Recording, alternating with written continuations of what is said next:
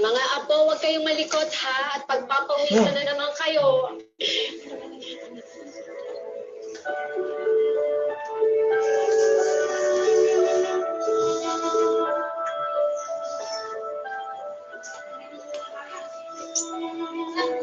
Mahal, huwag mo lang sisihin yung sarili mo sa nangyari. Anak, wala ka namang kasalanan.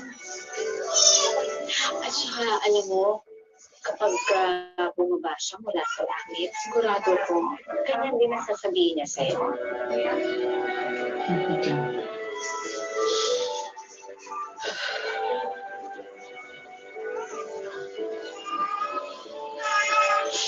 Halika na.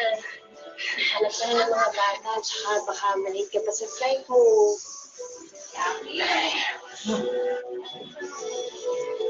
Anak, sigurado ka ba talagang gusto mo talagang magtrabaho ulit sa Israel? Eh baka, ano na naman ang mangyari sa'yo? Mag-aalala na naman kami dito. Oo, mahal. Hindi ka ba natatakot? Kaya naman natin dito eh. Basta sama-sama tayo.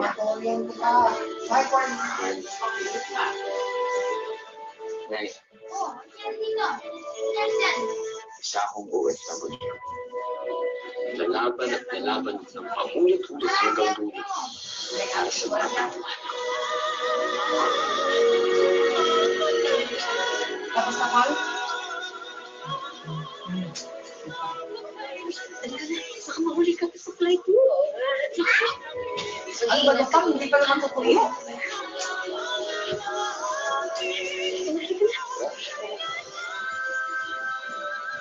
Sa kabila ng malagim na pinagdaanan mo, abay pinili mo pang bumalik ngayon dyan. Ngayon nga, nandiyan ka sa Israel, ano ha? Eh, hindi ka mainabot ng takot dyan sa mga naranasan mo nung una mong pagpunta dyan, Jimmy. Paul, ilagay mo yan dito sa sakan kayo. Ayaw ko mawalasan nila yung mawalasan ko ng bata ko. Hanggang ngayon, ayaw ko matulad sila sa akin na hindi nakapagtapos.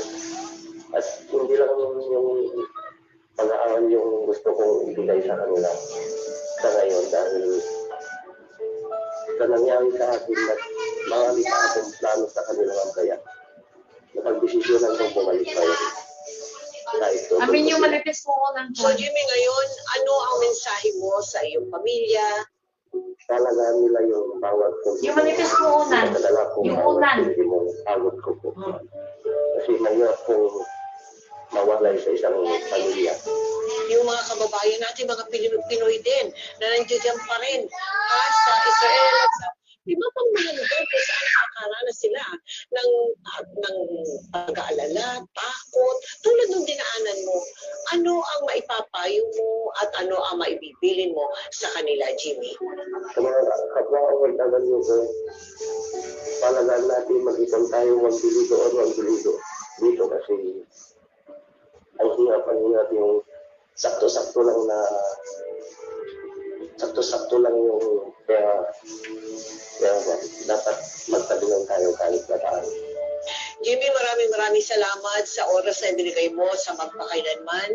At siyempre, kami lahat dito ng Pilipino, ng mga kababayan ninyo, kami nananalangin sa inyong kaligtasan.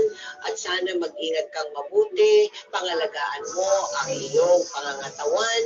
At lalo't higit, huwag mong kakalimutan ang iyong pagmamahal. Una muna sa Diyos.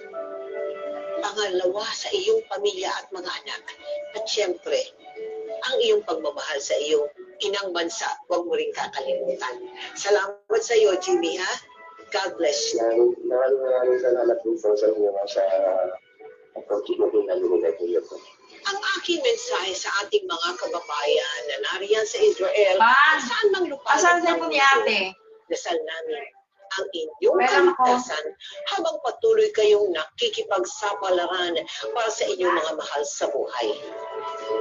At sa atin namang mga naiwang pamilya dito sa bansa, Abay, naman, pahalagahan naman natin ang kanilang pinapadalang pera na dugo at pawis nila ang puhunan o sa halip na gastusin sa luho at bisyo. Dapat ilaan natin ito para sa mga totoong pangangailangan ng ating pamilya. At huwag niyong kalimutan, araw-araw magpasalamat sa ating mga OFW. Kahit malayo, kahit delikado, kahit may gera pa, patuloy silang nagtitiis ng lungkot, nagsasakripisyo na hindi kayo nakakapiling. Sila'y nagbibuwis ng buhay para sa atin. Ngayon, bukas at magpakailanman.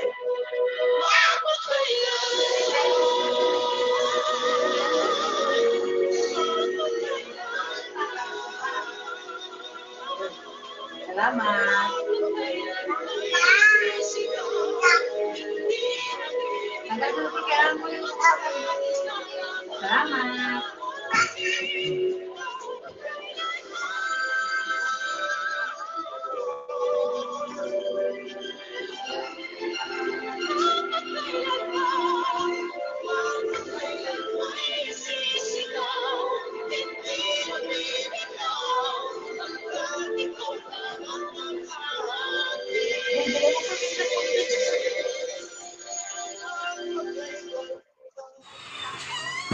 Hello guys, mga ka-MPK, mag-subscribe na sa second anniversary special ng hashtag MPK Livestream YouTube channel.